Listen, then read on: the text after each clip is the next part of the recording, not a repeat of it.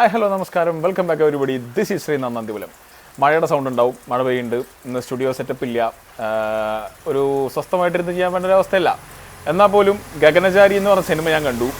ഈ സിനിമ കേരളത്തിന് പുറത്ത് റിലീസില്ല. അപ്പോൾ ഇത് കാണാൻ വേണ്ടി കേരളത്തിലേക്ക് തന്നെ വരേണ്ടി വന്നു. എനിക്ക് അതിലൊരു നിരാശയില്ല.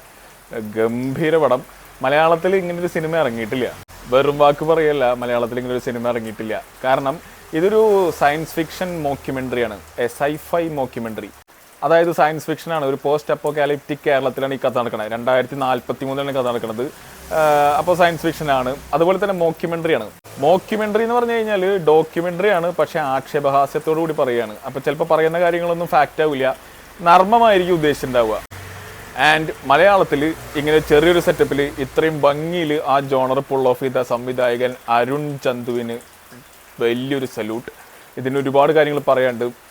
പെർഫോമൻസിൻ്റെ കാര്യത്തിലേക്ക് ഞാൻ അവസാനം വരാം. VFX ഒരൊറ്റ സീൻ ഒഴികെ അത് വലിയ പ്രശ്നമുള്ള കാര്യമില്ല. ആ ഒരൊറ്റ സീനിലാണ് മൈന്യൂട്ടായിട്ടൊരു പ്രശ്നം എനിക്ക് തോന്നിയത്. അല്ലാത്ത കംപ്ലീറ്റ് സീനും വൻ കിടലായിരുന്നു ഈ പടത്തിൻ്റെ VFX. അതായത് മലയാളം ഒരു ഇൻഡസ്ട്രി വെച്ച് നോക്കുമ്പോൾ നമുക്ക് ഒരിക്കലും കല്ലുകടി തോന്നാത്ത രീതിയിലാണ് ഇതിൻ്റെ സെറ്റിങ്ങും അതിൻ്റെ VFXും അവർ ചെയ്തിരിക്കുന്നത്. ബേസിക്കലി ഇത് കേരളത്തിലേക്ക് ഈ പോസ്റ്റ് അപ്പോക്കാലിപ്റ്റിക് കേരളം, അതായത് മനുഷ്യരുടെ വിനിയോഗം കൊണ്ട് ഭൂമി ഒരുപാട് നാശമായി വെള്ളപ്പൊക്കമൊക്കെ ഇടയ്ക്കിടയ്ക്ക് ഉണ്ടാകുന്ന അങ്ങനത്തെ ഒരു കേരളത്തിലേക്ക് ഒരു ഏലിയൻ വരുന്നതാണ് കഥ. ആ കഥ 2043 എന്ന് പറഞ്ഞ കാലഘട്ടത്തിൽ അവർ കൊണ്ട് പ്ലേസ് ചെയ്തിരിക്കുന്നത്, ആ വേൾഡ് അവർ സെറ്റ് ചെയ്തിരിക്കുന്നത് വളരെ ബ്യൂട്ടിഫുൾ ആയിട്ടാണ്. അതിൻ്റെ ഓരോ മൈന്യൂട്ട് ഡീറ്റെയിലേക്കും അവരുടെ കണ്ണിൽ ചെന്ന് പെട്ടിട്ടുണ്ട്. വളരെ ബിലീവബിൾ ആയിട്ട് എടുത്തിരിക്കുന്നത്. ഇനി ഇതിൻ്റെ കഥയായാലും ഇതിൻ്റെ സ്ക്രിപ്റ്റ് ആയാലും ഇതിൻ്റെ മ്യൂസിക് ആയാലും എല്ലാം അടിപൊളിയാണ്. ശങ്കർ ശർമ്മയാണ് ഇതിൻ്റെ സംഗീത സംവിധാനം. വളരെ ബ്യൂട്ടിഫുൾ ആയിട്ടാണ് ആൾ ഇതിൻ്റെ മ്യൂസിക് ചെയ്തിരിക്കുന്നത്.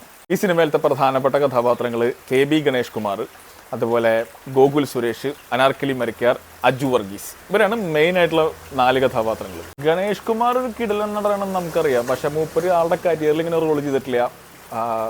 എന്താ പറയുക, വെരി ഫണ്ണി എന്ന് പറഞ്ഞാൽ വെരി ഫണ്ണി. അജു വർഗീസ് പിന്നെ മൂപ്പരുടെ സോൺ, ആളുടെ സ്ട്രോങ് സോൺ എന്താണോ ആ സോണിലൊരു ക്യാരക്ടറാണ്. അതാൾ നല്ല കിടുക്കാച്ചിയായിട്ട് ചെയ്തിട്ടുണ്ട്.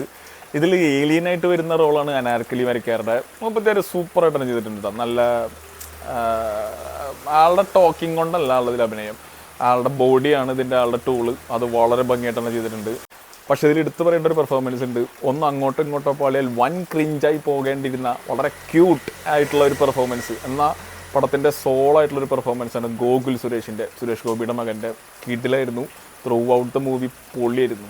ഇതിൻ്റെ ഒരു സ്പോയിലർ വീഡിയോ ഞാൻ ചെയ്യും. ഇതിൻ്റെ OTT റിലീസായതിനു ശേഷം ഒരുപാട് ഫണ്ണി ആയിട്ടുള്ള ഒരുപാട് എലമെൻറ്റ്സ് ഇതിൽ സംഭവിക്കുന്നുണ്ട്. സത്യം പറഞ്ഞു കഴിഞ്ഞാൽ ഇത് മലയാള സിനിമയെ, മലയാളമല്ല മൊത്തത്തിൽ സിനിമയെ ഇഷ്ടപ്പെടുന്ന കുറച്ച് ആൾക്കാർക്ക് കൂടി വേണ്ടിയുള്ള സിനിമയാണ്. ഒരുപാട് പഴയ സിനിമകളുടെ കോൾ ബാക്ക് ഈ സിനിമയിലുണ്ട്. കുറേ റെഫറൻസുകളുണ്ട്. അതെല്ലാം മിസ്സായ ചിലപ്പോൾ ഈ സിനിമയുടെ ഫൺ എലമെൻ്റ് തന്നെ നിങ്ങൾക്ക് മിസ്സായി പോവും. ഗംഭീര പടം. ഇമാതിരി പരീക്ഷണ ചിത്രങ്ങളെ നമ്മളൊന്ന് വിജയിപ്പിക്കണം. തിയേറ്ററിൽ ഇത് എത്രത്തോളം സക്സസ്ഫുൾ ആവുമെന്ന് അറിയില്ല. ഇപ്പോൾ കൽക്കി ഇറങ്ങാൻ പോവാണ്, ഇന്ത്യൻ 2 വരുന്നുണ്ട്. സോ അറിയില്ല. എന്തായാലും ഒന്ന് കണ്ടു നോക്കുക, ഇഷ്ടപ്പെടാൻ സാധ്യതയുണ്ട്. അപ്പോൾ അടുത്ത സിനിമയുടെ വിശേഷമൊക്കെ ആയിട്ട് വീണ്ടും വരാം, കാണാം.